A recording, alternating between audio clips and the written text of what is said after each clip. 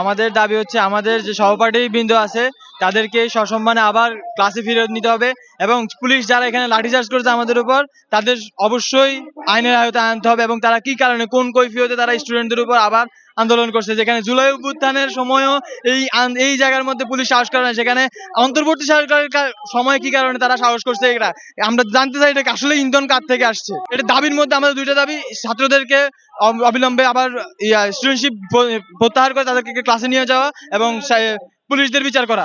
আমাদের এই আন্দোলন এখনকার না, আমাদের এই আন্দোলন শুরু হয়েছিল কোরবানির ঈদের আগে থেকে শুরু হয়েছিল। তখন ইমিডিয়েটলি আমাদের শাটডাউন করে দিয়েছে বিসিসিআর পদত্যাগের মাধ্যমে। পরবর্তীতে তারা এই অনলাইন ক্লাস দিয়ে পরবর্তী এখন পর্যন্ত এখানে পর্যন্ত এখন বহিষ্কার করে দিয়ে তারা যাতে আন্দোলন নস্যাৎ করতে পারে সেই ব্যবস্থা করে রেখেছে আর কি পুলিশ দিয়ে।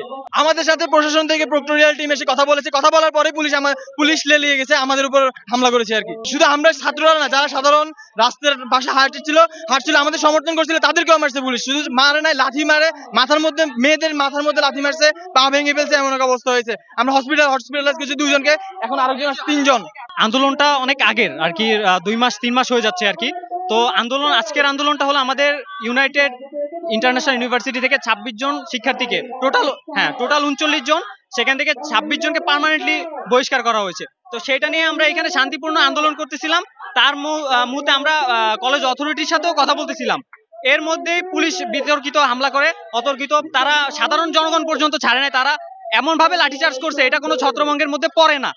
তো আমরা সেই প্রতিবাদে এখন আমাদের বাকি ভাইয়েরা তাদের মানে কলেজ অথরিটি এমন একটা সিস্টেম করছে, তাদেরকে এখন মিড টার্মে ফেলাইছে, পরীক্ষা না দিয়েও উপায় নাই। এখন সবাই একত্র হচ্ছে, আমরা আমাদের দাবি তুলে ধরছি, ইনশাল্লাহ আমরা সফল হব। 26 জন স্টুডেন্টকে বহিষ্কার করার পরে ওরা থামে নাই, ওই স্টুডেন্টদেরকে রেজাল্ট পাবলিশ করে দিছে, ওই স্টুডেন্টদের পরিবারকে বিভিন্নভাবে হামলা অনেক কিছু ভয় দেখানো হয়েছে এবং আদার যে স্টুডেন্ট আছে তাদেরকেও মারাত্মক ভয় দেখানো হয়েছে, তাদেরকে ঠান্ডা করে দেওয়া হয়েছে। এখন আপাতত আমরা যতটুকু জানছি ইউর ভিতরে যত স্টুডেন্ট আছে সবাইকে ওরা পরীক্ষা, বিভিন্ন এক্সট্রা ক্লাস এবং বহিষ্কার করে ভয় দিয়ে ক্যাম্পাস আটকে বসায় রাখছে। কাউকে ইউ থেকে বের হইতে দিচ্ছে না, বা ইউ যে আসতে যাচ্ছে ওদের এগেইনস্টে পদক্ষেপ নেওয়া হবে এরকম পরিবারকে জানানো হচ্ছে। পুলিশের আমলে আনুমানিক কয়েকজন 5-6 জন মেয়ে আহত হয়েছে, ছেলে এর বেশি আছে। ছেলেদেরটা মেজর ইস্যু হয় নাই কারণ ছেলেরা তুলনামূলক স্ট্রং, কিন্তু মেয়েরা অনেক বেশি সফট হয়। একজন মেয়ে আমাদের ডিআই ইউনিভার্সিটি, একজন মেয়ের পায়ের অবস্থা খুব খারাপ আর লাঠি চার্জের কারণে আরেকজনের এখন বর্তমানে মোটামুটি অবস্থা খারাপের দিকে যাইতেছে। ওরা আমরা ক্যাম্পাসে পাঠাই দিব এরকম একটা চিন্তা ভাবনা করতেছি। ডিআইউর প্রশাসন থেকে এখনো পর্যন্ত পরিমাণে কেউ তো কথা বলতে আসে নাই। উল্টা ইউআইউর যে স্টুডেন্ট আছে ওরা ওদের দাবি নিয়ে ইউজিসির কাছে পর্যন্ত গেছে, ইউজিসি ওদেরকে 3-4 বার ডিক্লাইন করে দিছে, ওদের সাথে ইউজিসি পর্যন্ত বসতেছে না। আমরা আসলে বুঝে উঠতে পারতেছি না এই পুরো সিন্ডিকেটটা কোত্থেকে শুরু হইতেছে, কোত্থেকে যাইতেছে। কারণ বিষয়টা ছিল ইউআই ইউনিভার্সিটির, এখন চলে গেছে ইউজিসি পর্যন্ত, বাট ইউজিসি আমাদের কোনো হেল্প করে নাই, কোনো প্রকারে কোনো নোটিশ দেয় নাই। পুলিশ এই পাশে স্টুডেন্ট দুনো পক্ষে ছিল, থাকা অবস্থায় পুলিশ কি করলো, মানে ন্যায় নিতে পারলো। আপনাদের মতো সাংবাদিক সবাই এক লগে আসছিল, কথা সিদ্ধান্ত দিল না সরলে লাঠি চার্জ করা হবে, সেটা বলবো না সিদ্ধান্ত নিল। আস্তে আস্তে সবাই সরাই দিল, সরাই যান।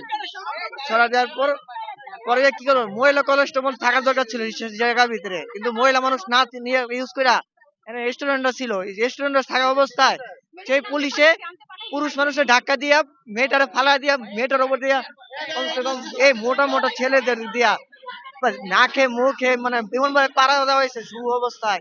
মেয়েটা অবস্থা ডাক্তারি বলতে পারবে একমাত্র মেয়েটা কি অবস্থা আছে, সেটা পুলিশের ভুল হয়েছে। আর হলো সেটা মেয়েটার মহিলা কনস্টেবল দেওয়া দরকার ছিল। এরপর আমি সেটা না দেখতে পেলাম, মেয়েটার কষ্ট না দেখতে পাই না, আমি আগাই গেছি, মতো মেয়েদের দিকে তাকাইয়া আমি আগাইছি। সে আগানোতে আমার উপরে অত্যাচার শুরু হয়েছে।